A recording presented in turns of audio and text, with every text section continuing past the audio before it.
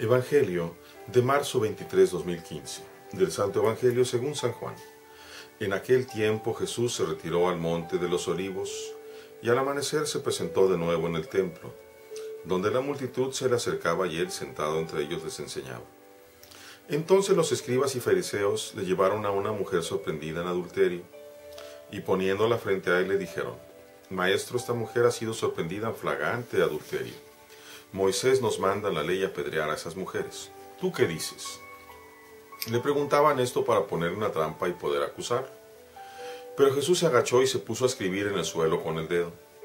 Como insistían en su pregunta, se incorporó y les dijo: Aquel de ustedes que no tenga pecado, que le tire la primera piedra. Y se volvió a agachar y siguió escribiendo en el suelo. Al oír aquellas palabras, los acusadores comenzaron a escabullirse uno tras otro, empezando por los más viejos, hasta que dejaron solos a Jesús y a la mujer que estaba de pie junto a él.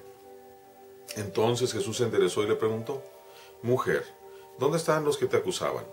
¿Nadie te ha condenado? Ella le contestó: Nadie, Señor. Y Jesús le dijo: Tampoco yo te condeno. Vete y ya no vuelvas a pecar. Palabra del Señor. Gloria a ti, Señor Jesús. Esta escena es muy hermosa de veras y nos sirve mucho para ver qué es lo que hay en nuestros corazones. Los fariseos y los escribas están molestos con el Señor. El Señor viene a reclamarles, a mostrarles que en realidad, aunque ellos digan que son apartados para Dios, están lejanos a Dios, porque su corazón no está hacia Dios, está hacia las propias costumbres que ellos han ido desarrollando y que les permite manipular tanto el templo como la política, como cuantas cosas. A los escribas y fariseos les interesaba sobre todo el dinero, como desafortunadamente todavía hay algunos o muchos dirigentes, inclusive de nuestra iglesia, que solamente les importa el dinero. Así que le ponen una trampa a Jesús. ¿De qué manera habrán podido engañar a esta mujer para sorprenderla en adulterio? No nos podemos imaginar. Pero el caso es que le encuentran a la mujer justo en el adulterio y se la traen. Y la trampa es que cualquiera de las dos posibilidades que dijera el Señor le iba a ocasionar la muerte. Por un lado, podía decir el Señor: no la vayan a apedrear, perdónenla. Y entonces lo iban a apedrear a él, porque iba en contra de la ley. Si él dijera: sí, hay que matarla, hay que apedrearla, entonces parecería como un engañador. Esa es la trampa que le ponen los judíos. Por eso el Señor se agacha y no les contesta. Cuando ellos insisten, les pone solamente una condición para poder comenzar a apedrearla: que haya uno de entre todos ellos que no tenga pecado, para que le lance la primera piedra. Delante del Señor ellos son incapaces de mentir, porque Dios no se los permite.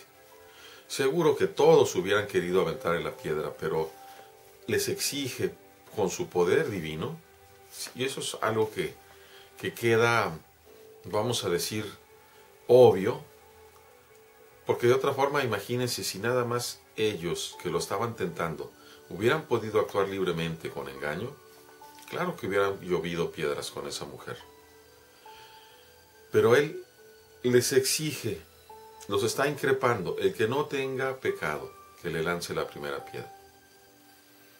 Y al aclararle la conciencia a cada uno de ellos, cada uno se retira por su propio pie. Qué fácil es para nosotros condenar a los demás. Qué fácil es para nosotros voltear a ver a aquellos que nosotros consideramos que no se portan a la altura de Dios y condenarlos. Y ya te fijaste en la fulanita de tal, ya te fijaste en el fulano de tal, lo que hace y tal y cual cosa, pues seguro se condena, ¿eh? ¿Y tú y yo quiénes somos para andar diciendo esas cosas? Tú y yo, ¿quiénes somos para andar corriendo a una mujer que se tuvo que divorciar por no sabes tú qué causa? Para decirle que no venga más a la misa, a tu misa. si acaso fueras inclusive un sacerdote, ¿quién eres tú para juzgar? Nadie. Ninguno de nosotros podemos juzgar y mucho menos condenar, como tantas personas que torpemente quieren excomulgar a otros, sin siquiera saber si el pecado, por principio, el pecado en sí no excomulga, salvo el caso, por ejemplo, del aborto o del asesinato premeditado.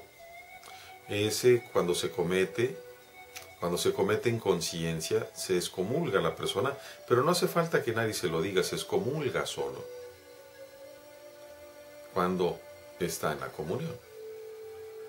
Pero de ahí en fuera, por ejemplo, en el caso del adulterio, no es esa misma situación.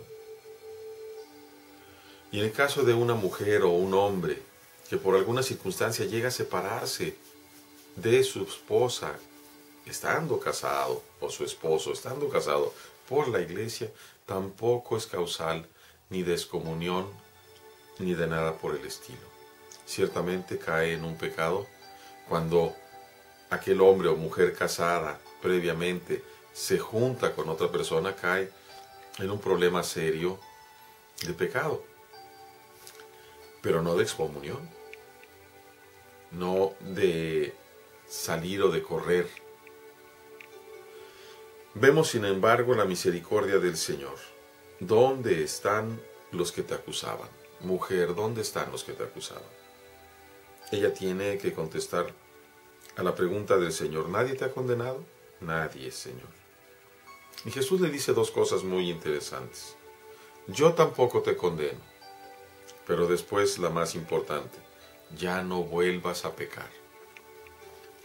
No pensemos que Dios tolera el pecado, o mejor dicho, que a Dios le agrada el pecado. De ninguna manera le agrada. Por eso su solicitud y su orden es: ya no lo vuelvas a hacer, ya no peques más. Mas sin embargo, cuando nosotros nos arrepentimos de corazón, Dios nos perdona. Aprendamos nosotros también a perdonarnos unos a otros, a tener misericordia para alcanzar misericordia. Particularmente mientras todavía vamos de camino en esta Cuaresma. Dice el Señor: misericordia quiero y no sacrificios.